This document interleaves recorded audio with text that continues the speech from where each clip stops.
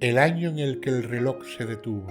La vida nos cambió de tal forma que nada volverá a ser lo mismo. Casi, con la resaca del año nuevo, la mayoría no apreciamos el manto negro que se cernía sobre nuestras vidas. Y así, sin querer apenas comprender lo que estaba sucediendo, nos vimos encerrados en nuestras casas. Estábamos tan cerca, pero tan lejos de los demás, que el sentimiento de soledad se apoderó de nosotros.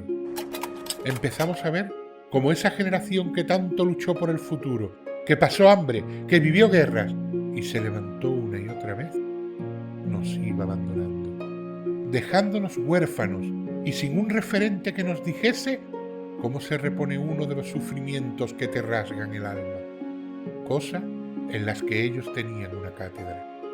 Pero lo peor de todo era que no podíamos hacer nada. Qué dura es la realidad cuando te da de lleno en la cara, cuando te demuestra que por mucho que seas, que digas o que hagas, tienes que arrodillarte a la fuerza de su ira. No hay nada más horroroso que la impotencia. Empezamos a echar de menos las pequeñas cosas, lo cotidiano.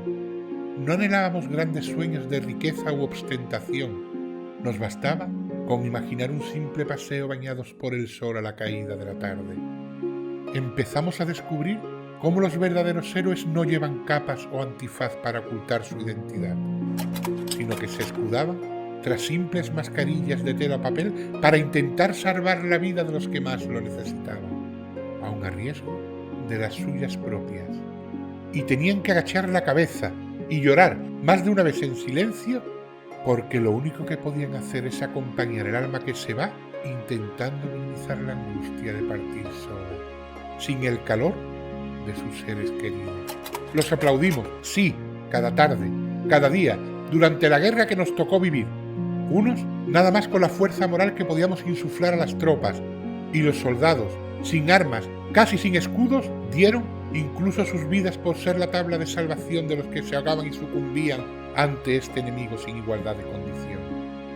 Nos hablaron de curvas, de cómo subirlas y bajarlas, de intentar aplanar una cosa que ni siquiera comprendíamos. ¿Cómo habíamos llegado a esto? Hace unos meses éramos ignorantes, no sabíamos apreciar que la felicidad estaba en los detalles que hacemos todos los días. ¿Y cuánto lo llegamos a echar de menos? Vimos lo nunca imaginado: aeropuertos vacíos, comercios cerrados, escuelas y universidades fantasmas. Todo quedó en pausa. Todo quedó detenido en el tiempo, un tiempo que pasa rápido y veloz, pero sin nosotros. El ser humano tuvo que aprender a base de dolor que la vida es vida aún sin nosotros, que el mundo no deja de girar porque un día faltemos y que somos tan frágiles como la naturaleza, cruel y despiadada a veces, nos quiera demostrar cuando azota tan fuerte que termina por doblegarnos. Y sí, caímos al suelo, muchos se fueron, pero a todos los demás nos tocó la gran responsabilidad por ellos y por nosotros mismos de volver a levantarnos, de volver a recuperar el terreno que hemos perdido, de abrir las cortinas y dejar entrar de nuevo el sol a nuestras vidas, de borrar los nubarrones que se apoderaron del mundo durante todo un año. Ha llegado el momento, seamos fuertes. Lo hemos demostrado en miles de batallas y aún seguimos aquí. Tocados, no podemos negarlo, dolidos y con secuelas, pero al final todo pasará. Todo terminará siendo un recuerdo que perdurará en nuestras memorias y enseñaremos a nuestros nietos, para que no cometan los mismos errores que cometimos de creernos el centro del universo.